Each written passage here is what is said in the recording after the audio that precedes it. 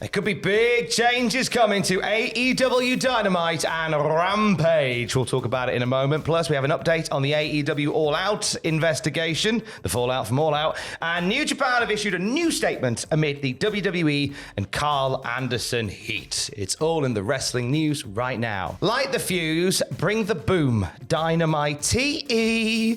See you pumping on the stereo. Dynamite TE. That's right. Some changes possibly on the horizon for the presentation of Dynamite and Rampage. Yeah, this initially came courtesy of John Arezzi's Pro Wrestling Spotlight podcast, where he was talking about, basically there's been AEW ads ran during sports programming, quite prominent recently because of the MLB baseball playoffs as well.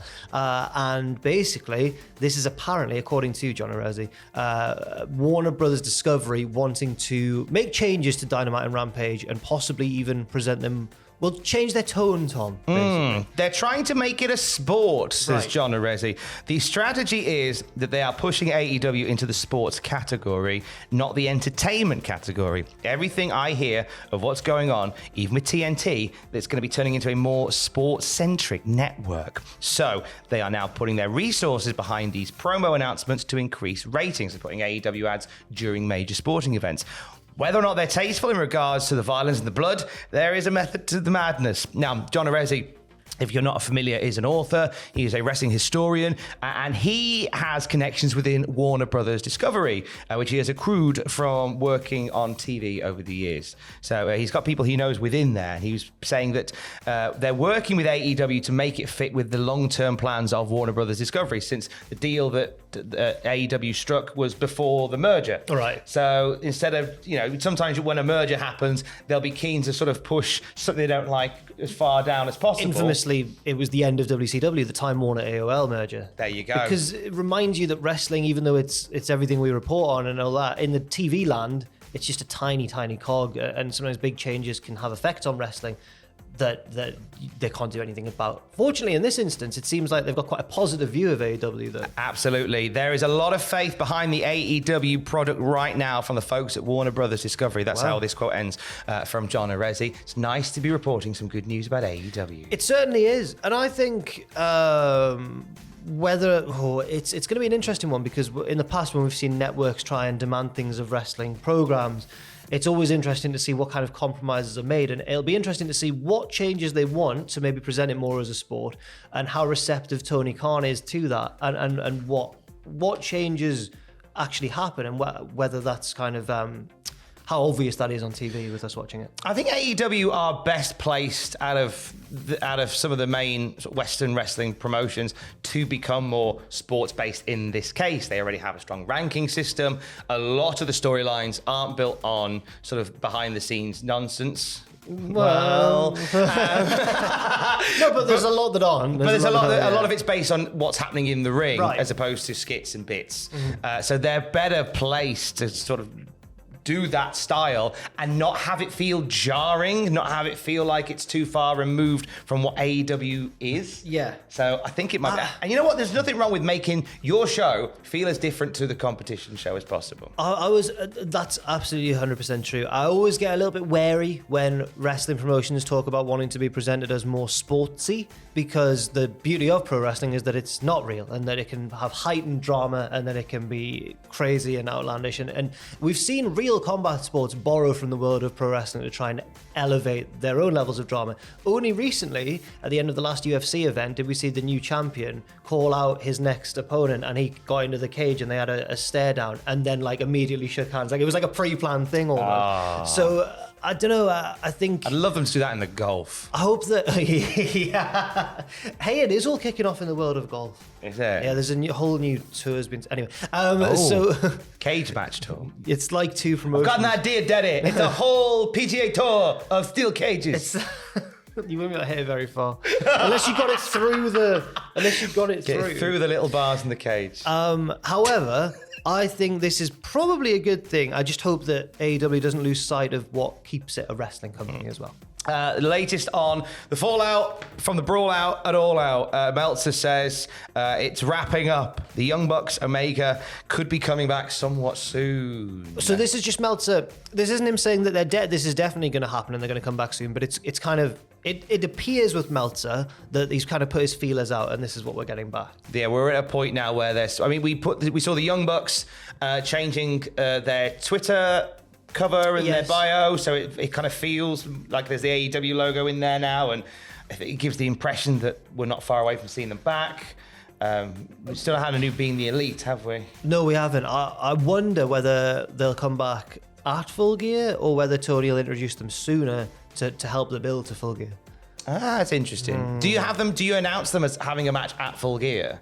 Like a 6-man tag team title match at Full Gear and say you'll see them at Full Gear? You could do that as well. There's multiple directions. Because they've got beef to go, hang on, we want our belts back. Yeah. We did our time for the crime. Now it's time to rhyme. With very good. Oh, mate, I've got more bars. You're like NXT Superstar scripts with the rhyming. Oh, I've got more bars than JD Weatherspoon's, mate. Jericho's been trademarking. He's been down the paint office again. He's trademarked Ring of Jericho, and the Ocho, which are kind of references to his ongoing Ring of Honor storyline, where he's the Ring of Honor World Champion, and he wants to disrespect the legacy of Ring of Honor and prove that he's better than that. But also, this is according to Insider, by the way, and also he's applied for, here we go, Tom, Chris Jericho's Blood Boat. I'm not getting on a blood boat. No. Now, sticky. Chris Jericho's Blood Boat is likely related to the Chris Jericho Cruise, probably, but is it also a reference to like Matt Barnett's Bloodsport, Josh Barnett's Bloodsport, or whoever's Bloodsport that we get, Matt Riddle's Bloodsport in the past? A Bloodsport on a boat. Yeah. Loser gets thrown off the boat. Yeah. Blood boat. Blood Boat. I'm suddenly in now. I thought Blood Boat meant a shoot-style tournament on a boat. I'm just thinking of a boat full of blood. I know, it's hard to shape that image. It's a weird image, Chris that Jericho's is. Blood Boat. Chris Jericho Cruise, Chris Jericho Blood Boat. I mean, I'm going on the cruise. Up for the cruise. I tell you what, WWE are cruising for a bruising from New Japan Pro Wrestling. Like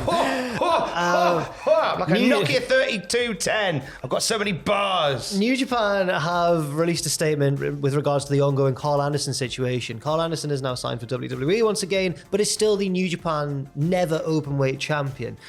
New Japan have said NJPW has for the past several days attempted to negotiate with Anderson, but has not been met with a response. Should Anderson decide to, renege? I never know how to pronounce that word. I always have to say it written down. Renege Young. Should he decide to basically go back on his scheduled championship match and not appear, he will be required to vacate the never openweight championship and return the title belt to New Japan immediately.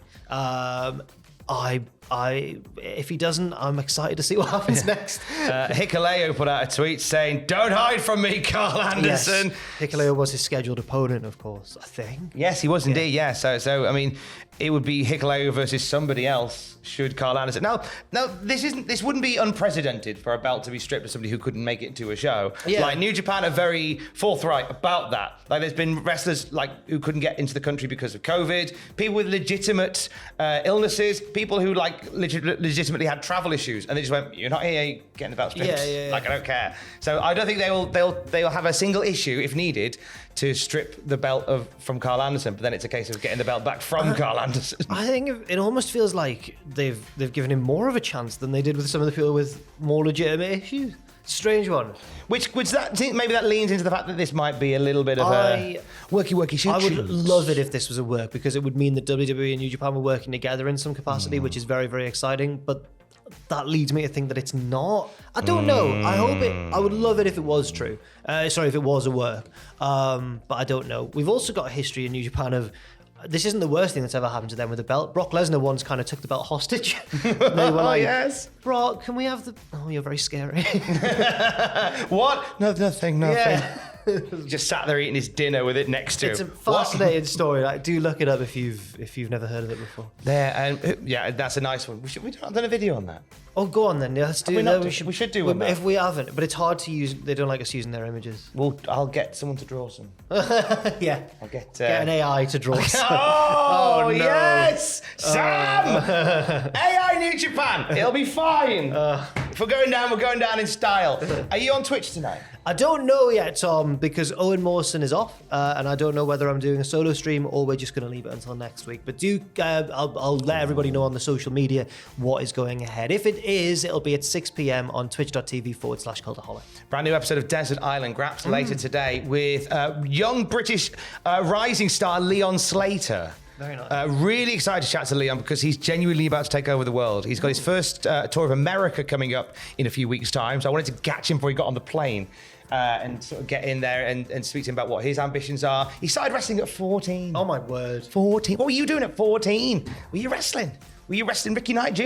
I don't think you were. He was. We'll talk all about it on the podcast feed, and you can watch it on the Patreon later on today. And of course, for the latest wrestling news, check out cultaholic.com. Stay safe and love you. Bye.